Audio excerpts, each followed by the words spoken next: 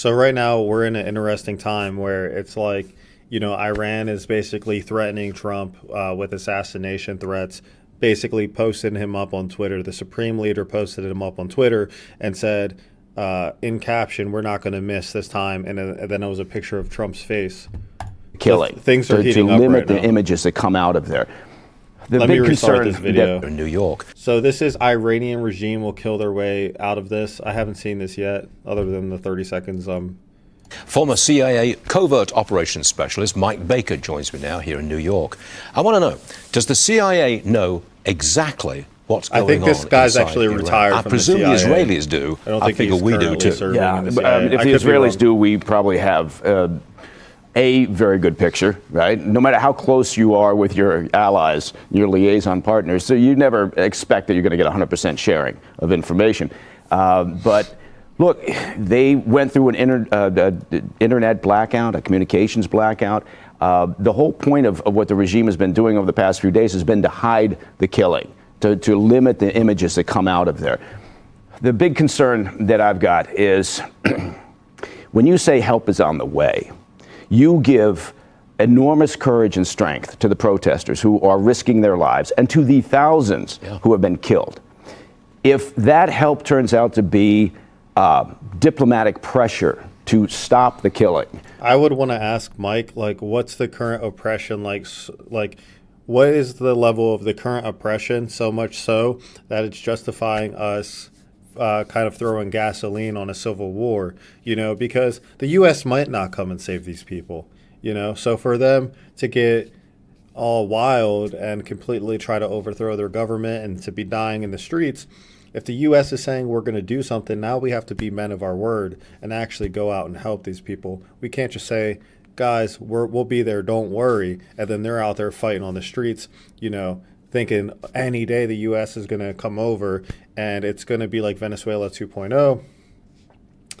That's just going to be a very sad ending for them if we actually don't go over and help them. Or some additional economic sanctions. We're going to get the same result here that we've had for decades, which is protests, in this case, much bigger protests spread across all 31 provinces. And then it's going to stop, because the regime will kill their way out of this unless something changes. That's been their track record. So my follow-up question is, do we know where their generals are? Because the Israelis do, and we can always threaten to kill them. Well, and that's the Shoot thing. Demonstrators. When they say help is on the way, what does that mean? Does that mean kinetic action? Yeah, there's a missile going to his bed. And we have to hope Israel doesn't decide to throw a false flag, because, as we increase this tension with Iran, pretty much any attack on our population or on our leaders could be easily justified. And that goes for China and Russia too. They could easily throw a false flag and, hurt one of our leaders, assassinate one of our leaders, or, bomb somewhere, and they could just completely blame it on Iran right now. So our intelligence would have to be really, really good in order to solve that it wasn't actually Iran if they do throw a false flag right now, because tensions are hot between Iran and the U.S.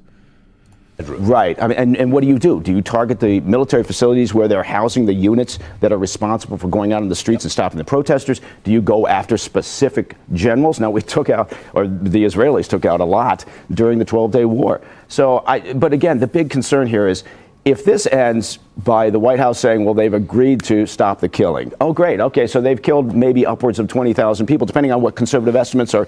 Conservative estimates are 2,500, 3,000. Likely estimates, the top. Let's actually see what these numbers are based off of, though. How are we getting this intelligence? Because, we've had, I think, some leaders from Israel, or not Israel, Iran on Fox, and they specifically said that was being blown out of proportion as propaganda in order to justify the liberation of their country. Almost as a psyop, Israel and the U.S. was pushing to justify us going in and basically implementing a shadow government. And that sounds very logical. So Top end is maybe 20,000, something above that. So you're probably in that. This is terrible to be talking about, but 10,000 maybe protesters. Thousands and thousands more arrested, right, with execution orders on those. So if you end up taking the word of Abbas Araghchi and Masoud Pezeshkian and the other leaders of Iran that, well, we're going to stop the killing now because we want to stay in power. Well, that's exactly what happens. They stay in power. The people have died for nothing, and so But we will I'm concerned. know if they started again. We will know. Well, we'll have a pretty good idea, but I guess my point is, without some We have to have satellites meaningful or help something. on the way, the Understood. protesters will end up finishing this. I want to bring in, change the subject to Yes. Venezuela. Something interesting is coming up here. There you are. A new poll from The Economist shows that Venezuelans feel that Trump's ousting of Maduro has offered them a better future. That's interesting. That's a poll right from I don't think internal that poll sounds too inside crazy. Venezuela. We're the most prosperous superpower on the Western Hemisphere, and having our backing, obviously that's going to make your country more prosperous. Reputable poll. They like us. Yeah. Do you think we'll try to install Maria, I forgot her full name here, Yeah, Maria Machado, Corina Corina Machado. Do you think he'll try to install her as the next leader? I think that's where this is going, but the problem is you've had a bit of a reshuffling of the deck chairs here, right? So all the same cronies of Maduro are still in charge. Part of that is because of the lessons we learned in Iraq, I think. What they did was they looked back in the old days, right, the Wolfowitz plan. We fired the entire Iraqi military structure. Chaos shortly thereafter. I was out there, and it went south very quickly. So I think what they're looking at is, how do we do this transition? Because their concern is, does Machado have the ability, and her people have the ability, to gain traction with the existing military and the security apparatus? Right? They're still there. So you have to figure out a way to either move them out in a logical fashion, right, or get them on board with this transition. The CIA has got to be in there. I see what he's saying, because, I mean, the military just automatically complying with this new leadership may not be something that they're willing to do. But, thank you guys for joining me on this video. Make sure you hit that like and subscribe button, and it's always a pleasure. Peace out.